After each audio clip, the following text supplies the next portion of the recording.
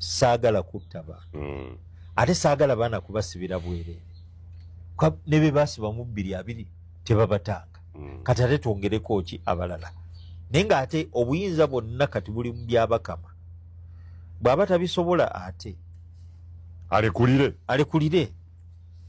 akole ng'ab'e Kenya bwe baakola kwa kati twetaaga omuntu ali brave enough. Yes, Maraga yakola. Otherwise bwe batabeere brave enough kana akalulusike ka bulijjo. Okay, akalu kano kategeeza ki Musumba? Emyaka nange omuntu buli 40 years bagamba ye generation. Yeah, true. 40 years ye generation. So kati 40 years kitegeeza waliwo generation erina okuvaawo ne generation eyo egaaniddewo kati waliwo generation ewezezza 40 generation egamba naffe tukuze. Yes.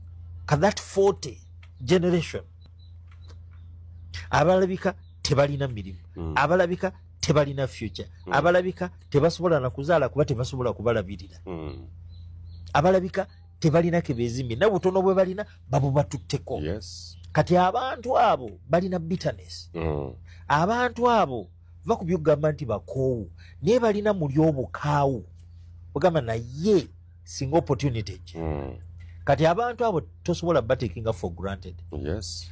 Omuntu nga ali desperate bw'afiirwa obulamu bwe talaba kyafiirwa omuntu atalina kyafiirwa aba wa mutawaana. Yes. Kubanga be bakola suicidal decisions. Omusajja nga alina omukyala alina abaana alinawo ke yeekoledde kimukaluubiriza okugamba nti aweeyo obulamu bwe bugende kwagala naye abaana bayengenda balekawa emmaali yange n'ebirala naye omuntu nga talina kaalina what do I have tisirina nfiirwaki bwe nfa titewali ani gwe naaleka nga alumwa titewali let me go if I die I die bwe ndiba sifudde ne tuwamba litandika obulamu. So kat that under 40 that 40 tugenda mu 40 tugenda kuba kalulu ka 40 years of NRM reign, Museveni reign, toka taking for granted. Okay. Toka taking for granted. Nga waliwo aba bleeding, waliwo abalaba nti emyaka 4 gibadde wasted, basigazaayo 2 ejiri energetic, n'ejiri energetic tebalaba wakuyita. So chovola banga it's a warning and eri buli agenda okukola mu kalulu kano nandi basabi buli omu abeere fair. Ate ne bannaddiini muveeyo n'umwannyo. Yeah, they are silence yawe susse. Recently babadde mu abalamuzi babadde bakuza Ben Kiwanuka, Benedicto Kiwanuka, that memorial lecture. Yeah. Nawuliriza Jeno Kahindo tafiire.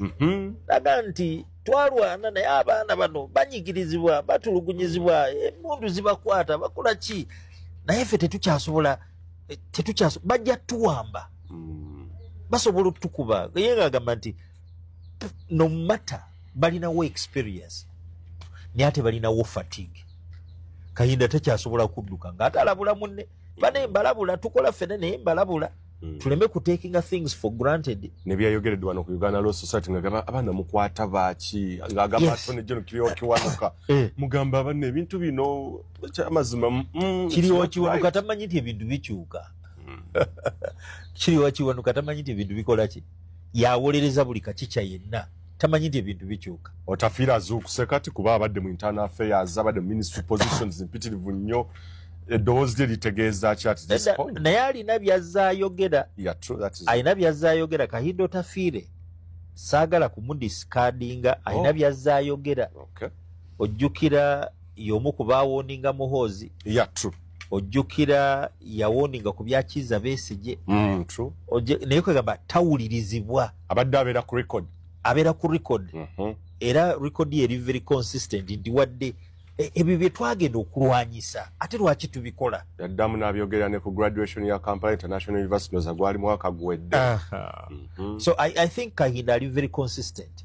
Era ku injustices yalabudde gwe neewunya yenno Batimawo okudefendinga. Kati ate ya defendinga ate nga Kahinda jjayo